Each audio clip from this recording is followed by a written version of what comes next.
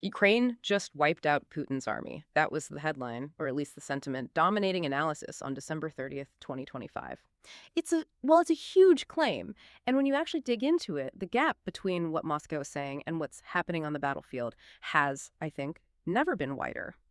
If you believe in Ukraine's mission, please, OCUS, subscribe to Defense Reports, your go-to source for timely, in-depth military and defense reports. I'm Alex. Join me with Aria in the latest Deep Dive by Defense Report for a sharp, no-nonsense breakdown of the latest in global defense news, military technology, and strategic developments. And today we're going to cover this massive dissonance between the Kremlin's end-of-year victory narrative and the verifiable facts on the ground. Our mission today is to cut through the noise. We're looking at official statements, sure, but we're putting them up against data from groups like ACLD and the Institute for the Study of War. And we're also digging into the details of these incredibly tense U.S.-mediated peace talks. It's a critical moment. We're looking at two completely different realities running in parallel. On one hand, you have the Kremlin story, and on the other, you have a documented Ukrainian military breakthrough that even Russian sources reluctantly confirm. And that's not all. We are going to expose a dangerous flaw in this proposed 20-point peace plan. Specifically, the parts of the deal that have European officials saying it, and I quote, scares the bejesus out of them. So you'll want to stay with us. Okay, let's start with Moscow's side of the story. The dissonance really kicks off after Putin's big meeting with his commanders on December 29th. The claims were maximalist, to say the least. Oh, absolutely. The messaging was pure aggression, total confidence. Their defense minister, Andrei Belousov, claimed they had hit the highest operational tempo of the entire year in December. The highest of the whole year, and they were reporting these huge encirclements. Right. They claimed the liberation of Krasnoarmysk and Dimitrov, saying they'd finished wiping out an entire encircled Ukrainian group there. And those are major operational hubs just west of Bakhmut. That would be a massive victory if it were true. A defining one. And it didn't stop there. They claimed forces had entered Krasny Lyman, cut the main supply road, and fully liberated Dubrova. Down south, they were saying the same thing? The Dnepr group was supposedly advancing confidently towards Zaporozhye itself after taking Stepnogorsk, which they called a key defensive stronghold. And Putin just wrapped it all up with a bow, saying the Ukrainians were retreating everywhere. But the moment you look at geolocated footage, especially up in the northeast, that story just completely unravels. It really does. While Russia was claiming all this, Ukrainian forces were actually in the middle of a very effective counterattack around Kupyansk. We have independent geolocated footage confirming it. Ukrainian troops advancing, clearing territory, and liberating key parts of the city itself. So how does the Kremlin square that? How do you claim you're about to win the whole war when the ISW is predicting you won't even take the rest of Donetsk until, 2027? You don't. You can't. And that's where the internal backlash comes in. The Russian mill bloggers, the ones who are usually their biggest cheerleaders. They started calling them out. Aggressively. They accused the Ministry of Defense of, quote, blatantly lying about Kupyansk. They were furious, saying these false reports were going to the very, very top. So their own information space is turning on them. That's a huge failure in itself. Precisely. It does more damage to their morale and trust in the chain of command than, almost any battlefield loss. It confirms how big the lies have become. And it brings us back to that long-term ISW assessment. This isn't a picture of imminent victory. Not at all. ISW has been consistent. Russia has shown zero ability to rapidly seize big fortified cities. Based on their current pace, getting through the so-called fortress belt in Donetsk would take them until August 2027. That is the very definition of a positional deadlock. Okay, so while the land war is the slow, brutal grind, things look very different when we look at the sea.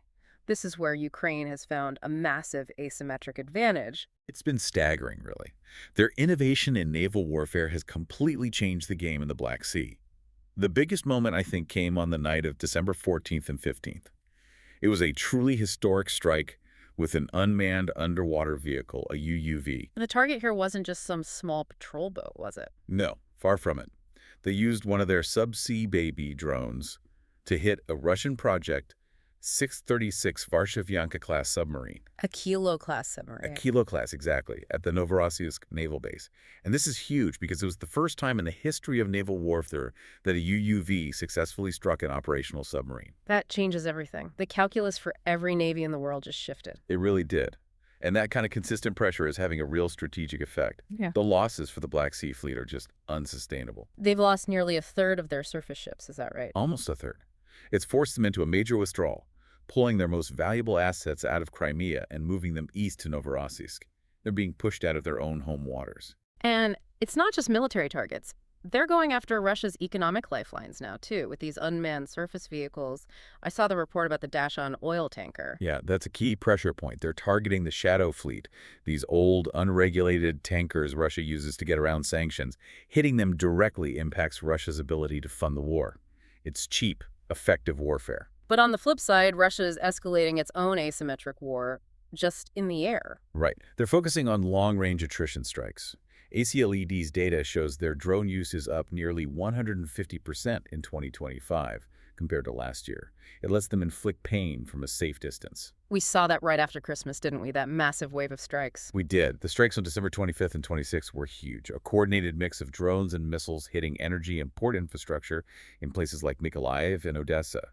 The clear strategic goal there is to try and split Ukraine's energy grid in half right as winter sets in. And now Russia is actually trying to copy Ukraine's model, creating their own central unmanned systems forces. They are. It shows they see how effective it is.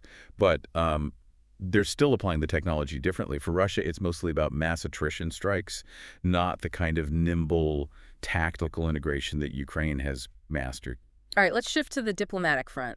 It feels like a pressure cooker right now. On December 26th, President Zelensky said this 20-point peace plan is, quote, 90% ready. And he was set to meet with President Trump just 2 days later to finalize it, which suggests a real push from the U.S. to get some kind of deal done. So what are the key components we know about? Well, the big ones are freezing the war along the current front lines, capping Ukraine's future military at 800,000 personnel, and some kind of security guarantees. And there's this U.S. idea for a referendum on sensitive issues. I assume that means territory. That's the assumption.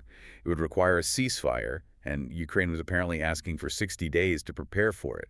So on the surface, it looks like progress. So what's the contradiction here? Why isn't this a straightforward path to peace? Because it's running headfirst into Russia's absolute non-negotiable demands. Foreign Minister Ryabkov just said again that Russia will not sign any peace agreement right now. Their position is still the full list of ultimatums they issued back in 2021. Which, just to remind everyone, are complete non-starters. Total non-starters. We're talking about Ukraine withdrawing from all 4 annexed oblasts, giving up NATO forever, and a complete rewrite of Europe's security structure to favor Moscow. Putin is still publicly committed to all of it, so he's not looking for a freeze. He's looking for a surrender. And this is exactly what's causing so much anxiety in European capitals. Retired Lieutenant General Ben Hodges really articulated this fear well. He did. Hodges basically said that any demilitarized zone, or DMZ, that comes out of this plan is just a new front line that helps Russia. He's also warning that the security guarantees being talked about are just Article 5-like. Which is a really important distinction. Article 5-like is not Article 5 of the NATO treaty. Exactly. It doesn't have that ironclad, treaty-bound promise of immediate collective defense. An attack on one is an attack on all. These proposals don't have that. So if Russia violates the DMZ, there's no automatic trigger for retaliation. Right.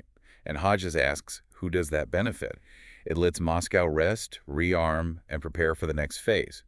If there's no clear authority to shoot back immediately, it's just an unenforceable pause. And that's the flaw that scares the bejesus out of European planners. They've seen this movie before with the Minsk agreements. They absolutely have. Russia treats these deals as temporary pauses, not permanent peace.